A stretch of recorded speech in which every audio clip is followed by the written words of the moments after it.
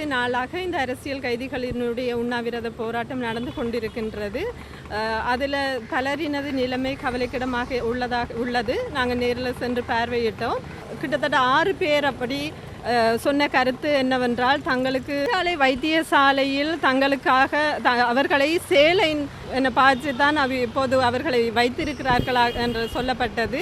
இதற்கு தொடர்ந்து அவர்களுடைய கோரிக்கையாக இருந்தது, சட்டமாதிபர் திணைக்களம் தங்களுக்கு பிணையாவது வழங்கி தங்களை விடுதலை செய்து மிக விரைவாக தங்களுக்கு எதிராக குற்றச்சாட்டுகள் இருந்தால் தங்களுக்கு எதிராக குற்றப்பத்திரத்தை தாக்கல் செய்யுங்கள், அல்லது புனர்வாழ்வு அளித்தோ அல்லது விடுதலை உடனடியாக தங்களை பிணையில் விடுதலை செய்யுங்கள் என்றதுதான் அவர்களுடைய கோரிக்கையாக இருந்தது. உண்ணாவிரதம் இருப்போரில் 3 பேர் ஏற்கனவே புனர்வாழ்வு அளிக்கப்பட்டு விடுதலை செய்யப்பட்டு மீள தடுப்பு காவலில் வைக்கப்பட்டுள்ளார்கள். அதில் ஒருவர் வவுனியா மேல் நீதிமன்றத்தில் வழக்கு இருந்து அந்த வழக்கின் ஊடாக விடுதலை செய்யப்பட்ட ஒருவர்